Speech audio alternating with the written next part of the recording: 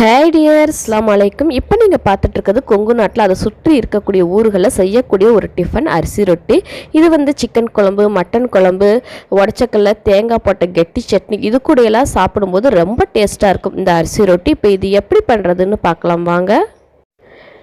டெய்லியும் சாதத்துக்கு நம்ம யூஸ் பண்ணக்கூடிய நார்மல் புழுங்கல் அரிசி 1.5 கப் அளவுக்கு எடுத்துருக்கிறேன். அரிசியை 2 வாட்டி நல்லா கழுவிட்டு தண்ணி ஊற்றி ஒரு 3 மணி நேரத்துக்கு ஊற வச்சுக்கலாம். அரிசி நல்லா ஊறினாதான் ரொட்டி நல்லா சாஃப்டாக வரும். சரியாக அரிசி ஊறாமல் நம்ம ரொட்டி சுட்டோம்னு சொன்னால் ரொட்டி வந்து ரொம்ப ஹார்டாக இருக்கும், மெல்லவே முடியாது. 3 மணி நேரத்துக்கு அப்புறமா அரிசி நல்லா ஊறிடுச்சு. தண்ணி எல்லாம் வடிச்சிட்டு மிக்ஸி ஜாரில் அரிசியை போட்டுக்கலாம்.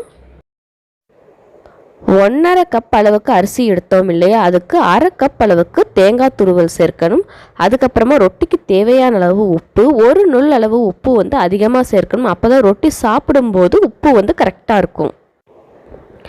கொஞ்சம் கொஞ்சமாக தண்ணி சேர்த்து அரைக்கணும். ரொம்ப வந்து நீர்த்த மாதிரி அரைச்சிடக்கூடாது. இட்லி மாவை விட கெட்டியான பதத்துக்கு அரைச்சி எடுக்கணும். நல்லா நைஸாக அரைக்கணும், குறையாக இருந்துடக்கூடாது. நைஸாக அரைச்சாதான் ரொட்டியும் நல்லா சாஃப்டாக கிடைக்கும். ஸ்டவ்வில் கடாய் ஒன்று வச்சுட்டு அதில் 2 டேபிள் ஸ்பூன் அளவுக்கு எண்ணெய் விட்டுக்கணும். தீ வந்து மிதமான தீயில் இருக்கணும். அரைச்ச மாவை அதில் ஊற்றி நல்லா வந்து கிளறணும். கைவிடாமல் கிளறிட்டே இருக்கணும். கை விட்டுட்டோம்னு சொன்னால் ஒரே பக்கமாக மாவு வெந்து போயிடும், கட்டி கட்டியாக ஆயிடும், ஈவனாக வந்து நமக்கு கிடைக்காது. அதனால கைவிடாமல் கிளறிட்டே இருக்கணும். அதில் இருக்கக்கூடிய தண்ணி ஃபுல்லாக வற்றி மாவு அப்படி சுருண்டு கடாயிலிருந்து ஒட்டாமல் வர்ற அளவுக்கு கிளறி எடுத்துக்கணும்.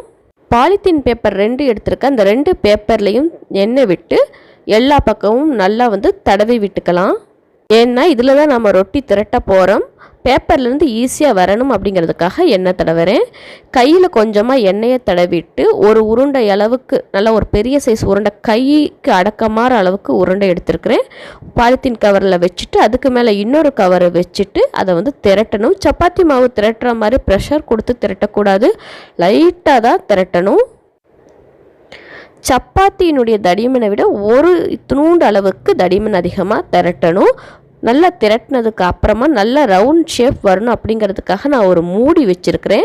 மூடி வச்சு அழுத்திட்டு சுற்றி இருக்கக்கூடிய அந்த எக்ஸஸ் மாவை எல்லாத்தையும் எடுத்துடலாம். இப்படி பண்ணும்போது நமக்கு நல்ல அழகான ரவுண்ட் ஷேப் கிடைக்கும். தோசைக்கல்லை வச்சு நல்லா சூடு பண்ணிவிட்டு அப்படியே மாவை நம்ம கையில் எடுத்தோம்னா அப்படியே வந்துடும். அதை வந்து தவாவில் போட்டுடணும்.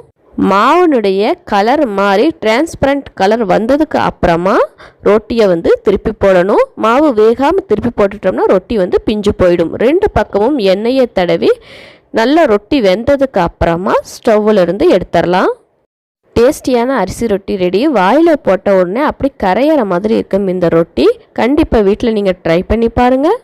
ஒரு ஸ்மால் ரெக்வெஸ்ட், சேனலை இது வரைக்கும் நீங்கள் சப்ஸ்கிரைப் பண்ணலைன்னா சப்ஸ்கிரைப் பண்ணிவிட்டு பக்கத்தில் இருக்க பெல் சிம்பிளை கிளிக் பண்ணிடுங்க. அதில் ஆல் அப்படிங்கிற ஆப்ஷனையும் கிளிக் பண்ணிக்கோங்க. அடுத்த வீடியோவில் உங்களை மீட் பண்ணுறேன். பாய்.